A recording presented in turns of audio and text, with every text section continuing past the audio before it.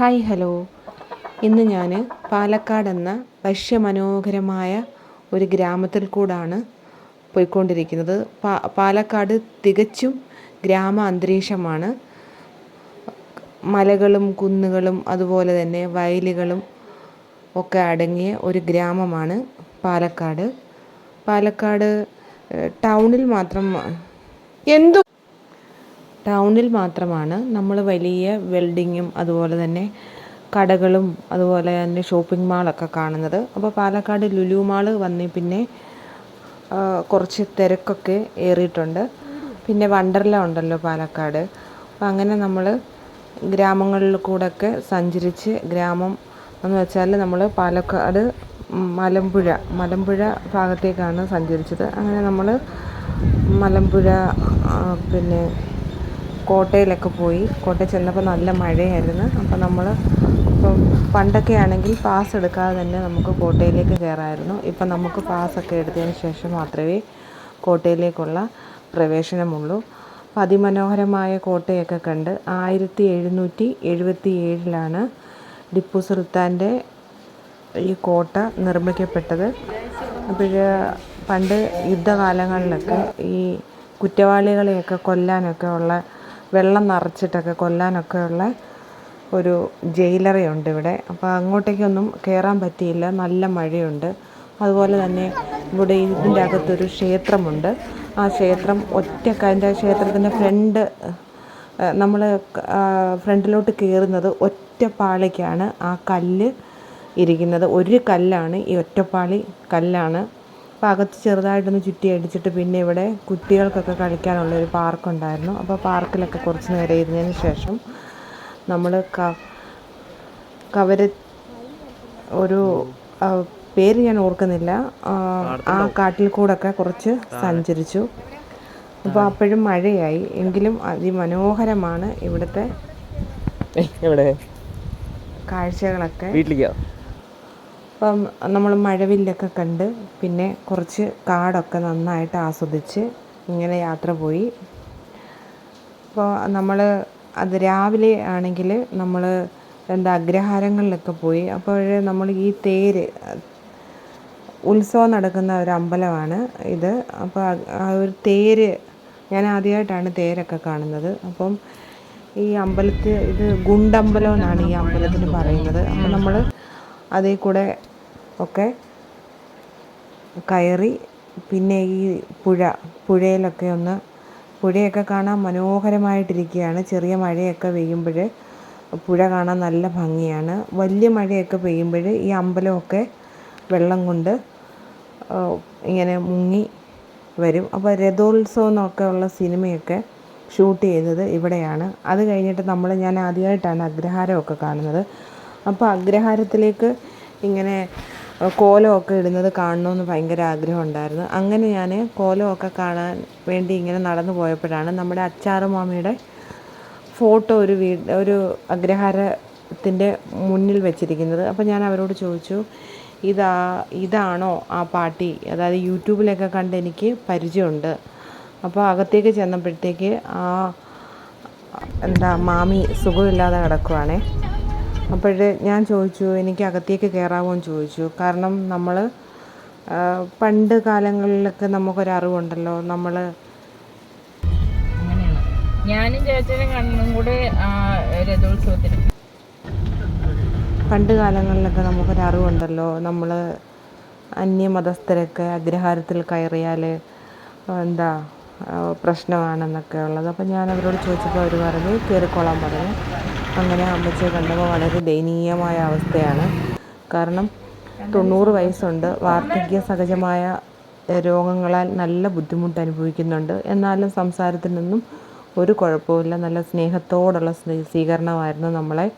അപ്പോൾ അവരെ നോക്കാനായിട്ട് 2 സർവൻറ്റും പിന്നൊരു സ്വന്തക്കാരാണെന്ന് തോന്നുന്നു അവരുണ്ട്. അപ്പോൾ അങ്ങനെ അച്ചാറുമാമിയുടെ കയ്യിൽ നിന്ന് അച്ചാറും ഒക്കെ വാങ്ങി. അപ്പോൾ അച്ചാറുമാമിക്ക് ഒരു മകളാണ്, തിരുവനന്തപുരത്താണ് താമസമെന്ന് പറയുന്നു. വളരെ സ്നേഹത്തോടു കൂടി നമ്മളെ സ്വീകരിച്ചിട്ട് ഇനിയും വരണമെന്ന് പറഞ്ഞിട്ടാണ് നമ്മളവിടുന്ന് യാത്ര അയക്കുന്നത്. അതിനുശേഷം നമ്മൾ കുറച്ച് നമ്മുടെ ബാവുക്കുട്ടൻ്റെ ഭാഗമുണ്ടല്ലോ, നമ്മുടെ വാവുക്കുട്ടൻ മല കാണാൻ പോയിട്ട് മലയിടുക്കിൽ ഒക്കെ കുടുങ്ങിപ്പോയിട്ട് നമ്മുടെ പട്ടാളക്കാരൊക്കെ വന്ന ഒരു സംഭവം. അപ്പോൾ വാവുക്കുട്ടൻ്റെ നാട്ടിലൊക്കെ പോയിട്ട് കുറച്ച് യാത്രയൊക്കെ കഴിഞ്ഞിട്ട് പിന്നീട് മഴയൊക്കെയായി. ഈ മനോഹരമായ പാലക്കാടെന്ന ഗ്രാമം എത്ര കണ്ടാലും മതി വരത്തില്ല. അപ്പോൾ നമ്മൾ പാലക്കാട് അതുപോലെ തന്നെ മലമ്പുഴയൊക്കെ കഴിഞ്ഞിട്ടാണ് നെല്ലിയാമ്പതിയൊക്കെ. അപ്പോൾ അവിടേക്കൊന്നും പോകാൻ പറ്റിയില്ല, നല്ല മഴയാണ്. അതിനുശേഷം നമ്മൾ കുറച്ച് ഫോട്ടോഷൂട്ടൊക്കെ നടത്തി. അതിനുശേഷം അപ്പോഴാണ് ജനവാസ മേഖലയിൽ പുലി ഇറങ്ങി എന്നുള്ളൊരു പറച്ചിൽ വന്നത്. അതിനുശേഷം നമ്മൾ പുറത്തേക്കൊന്നും ഇറങ്ങിയില്ല. അങ്ങനെ കാടും മലയും കുന്നും ഒക്കെ കണ്ട് കുറച്ച് ആസ്വദിച്ചിട്ടാണ് നമ്മൾ അവിടേക്ക് മടങ്ങിയത്. അപ്പം ഒരു ഗ്രാമാന്തരീക്ഷമൊക്കെ കാണണം എന്നാഗ്രഹിക്കുന്നവരാണ് നിങ്ങളെങ്കിൽ പാലക്കാടും അതുപോലെ തന്നെ നെല്ലിയാമ്പതി, അതേപോലെ തന്നെ നമ്മുടെ മലമ്പുഴ ഡാം, ഇതൊക്കെ കാണാൻ അത് സ്കൂൾ വെക്കേഷനിലൊക്കെ കുട്ടികളെയൊക്കെ കൊണ്ടുപോകാൻ പറ്റിയ നല്ലൊരു സ്ഥലമാണ്. വീഡിയോ നിങ്ങൾക്ക് ഇഷ്ടപ്പെട്ടാൽ ലൈക്ക് ചെയ്യാനും ഷെയർ ചെയ്യാനും ചാനലൊന്ന് ഫോളോ ചെയ്യാനും മറന്നു പോകരുതേ.